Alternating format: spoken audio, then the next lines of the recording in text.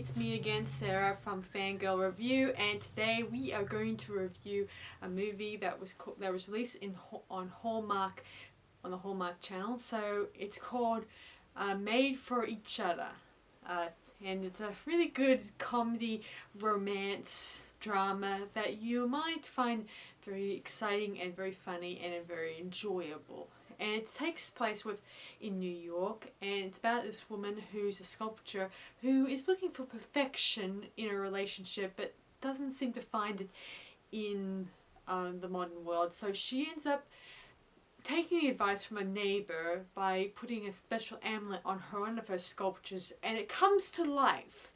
And she starts dating him and starts pleasing her parents, trying to look for perfection in a relationship.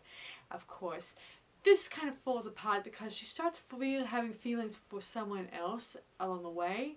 So let's dive in it, shall we, guys? So the story begins with a young girl named Rachel who's in school, and she is telling her teacher about this little clay sculpture that she just made, and how she says to her teacher that this was her future husband, and her teacher asked us to describe her future husband, and how he just knows that she just like spiders, and he makes all her favorite foods, and he's perfect.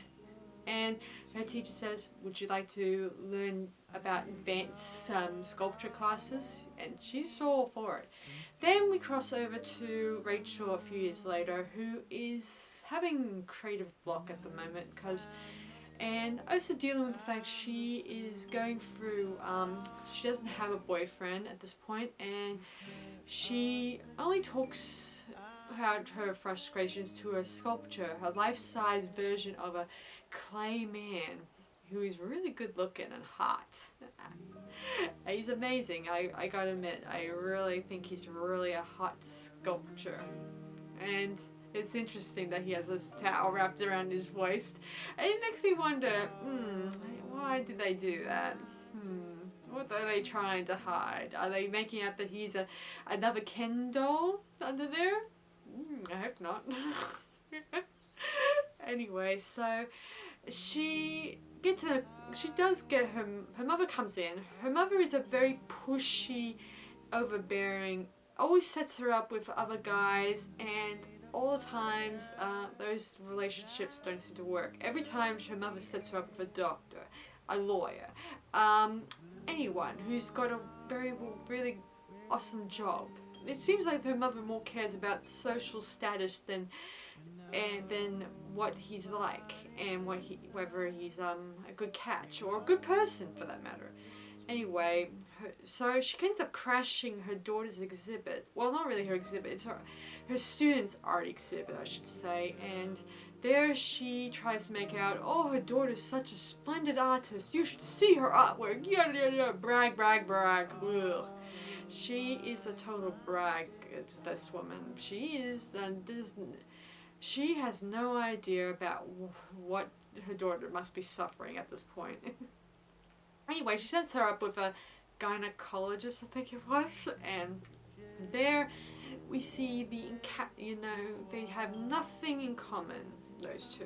They went their separate ways, and then Rachel goes home and stuff like that, and there she meets her friend Doris, a nice lady who lives next door to her, and there they discuss Rachel's problems with finding a relationship and stuff like that, and how she's unhappy. And so Doris, of course, Rachel suggests that she wishes she could date Clay, and Doris asks her, who is Clay? And of course Rachel explains about this life-size sculpture that she has in her studio that she made, and she wishes that he could come to life and become her ideal man. And especially considering her sister Judith is getting married and she needs a date for the wedding. How stupid can you get? Even I went to a couple of weddings and I never had a date. That's strange. Anyway,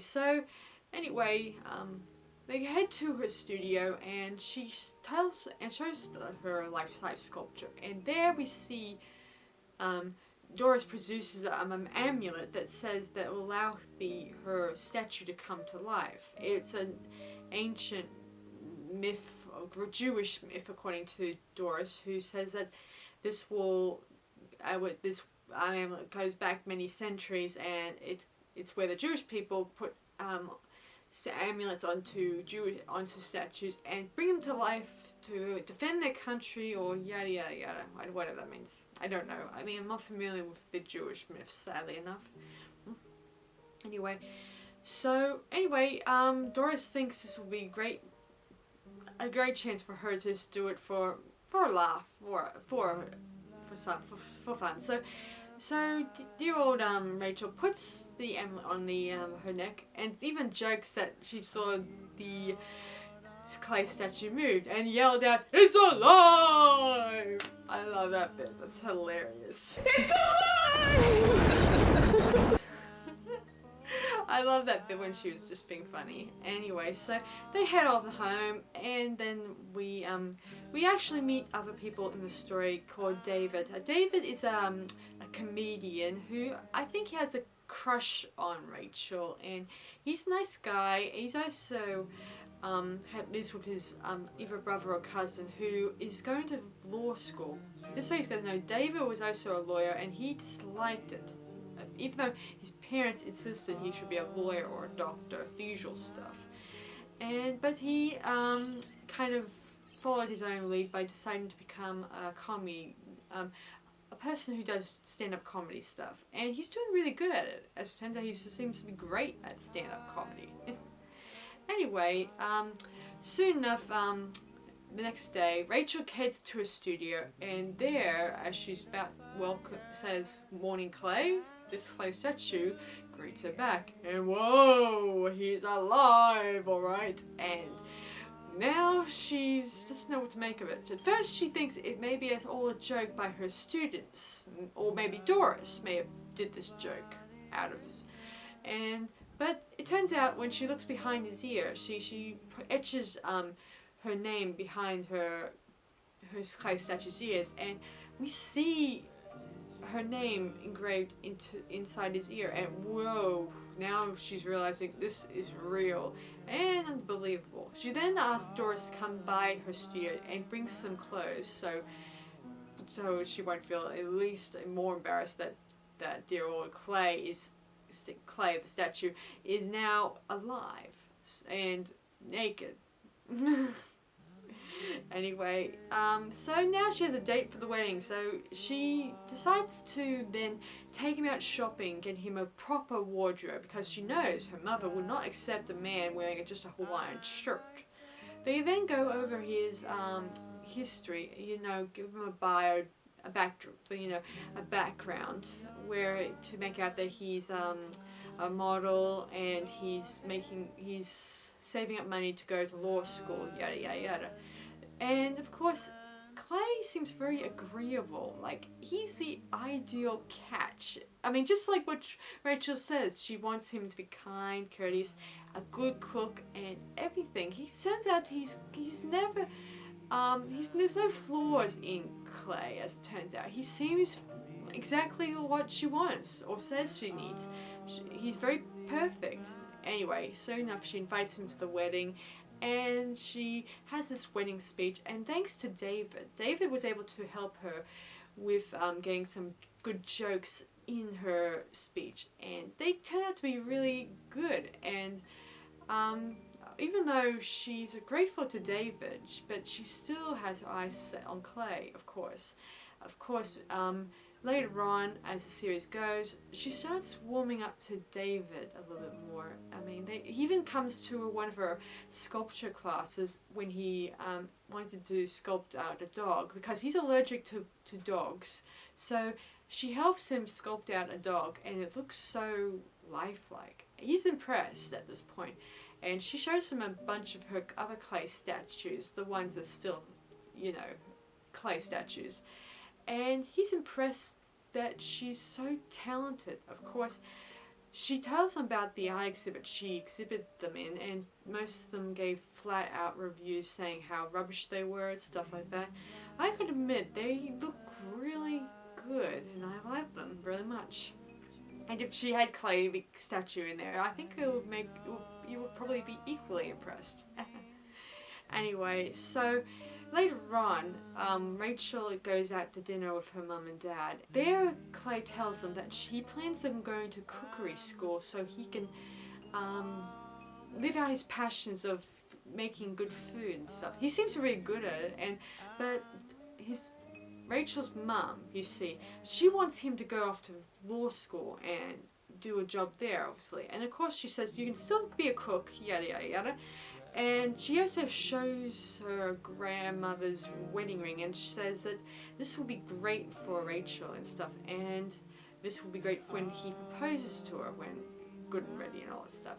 And Clay doesn't object to this idea. He doesn't, as I said before, he has no flaws and therefore has no opinions about either refusing to propose to Rachel or anything like that. He also doesn't really have any opinions about the art art exhibit that Rachel's looking at, exhibiting a sculpture. When she still doesn't know if she's really good enough, so he tells her he doesn't want to see her uncomfortable, so don't do it. Of course, David gives her the exact opposite of what he tells her and tells her, go for it. Don't be scared, just go for it. That's a really good advice.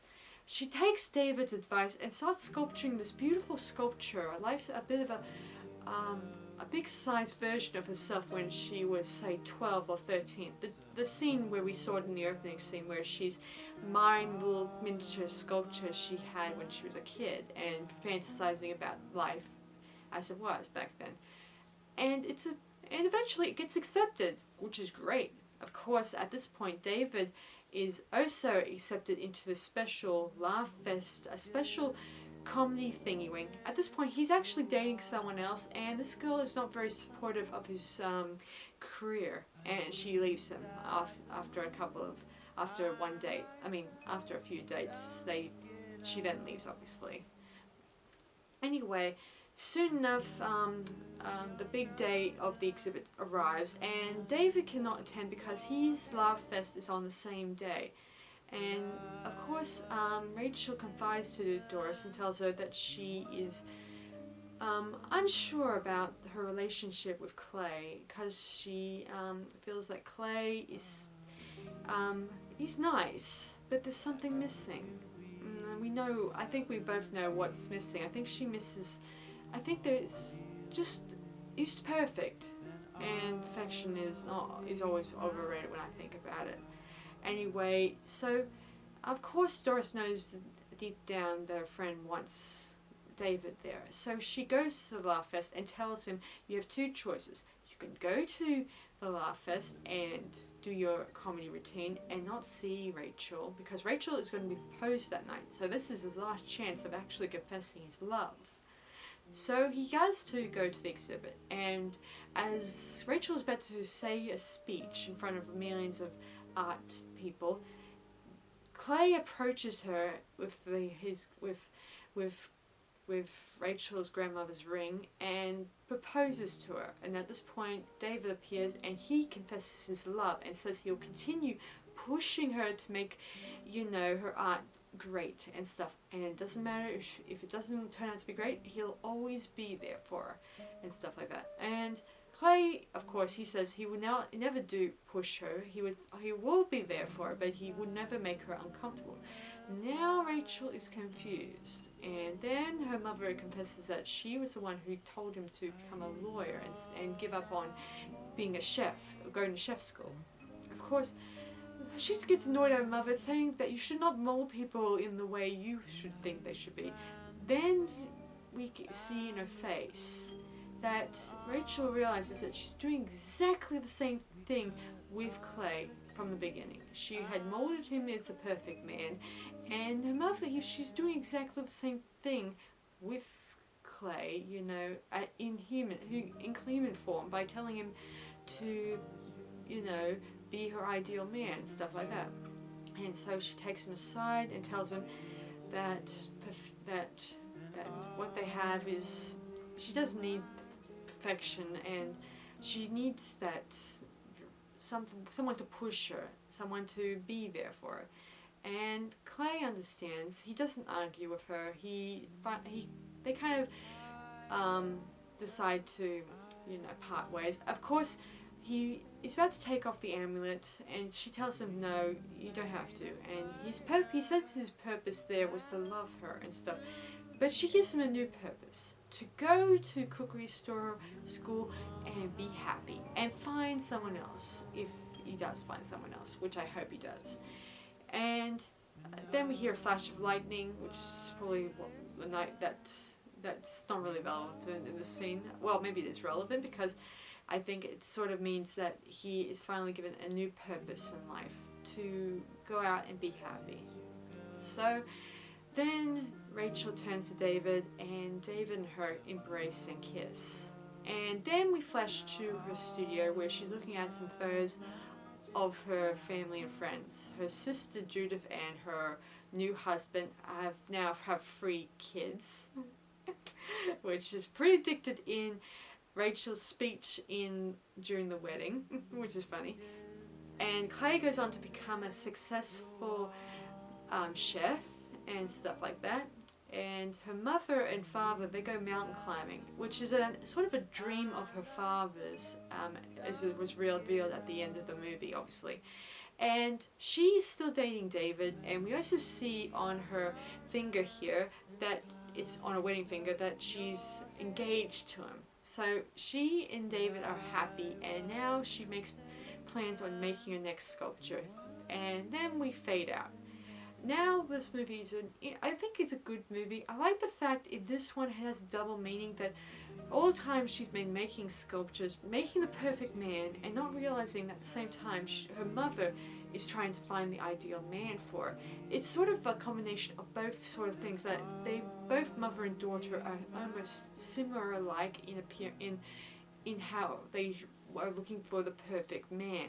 And they looked through Clay, obviously, and of course, just like when Rachel put him together and starts developing his backstory for him, her mother goes ahead and tries to take a step further by getting him to consider taking up being a lawyer instead of a chef. Even though it's my added dream, if I had an ideal boyfriend, I would want him to be an ideal cook. I mean, I'm not a big person in the kitchen, and I would love it if one of my favorite things about a guy would be he'd be a good cook. So it would be great to have someone who's very talented in that way.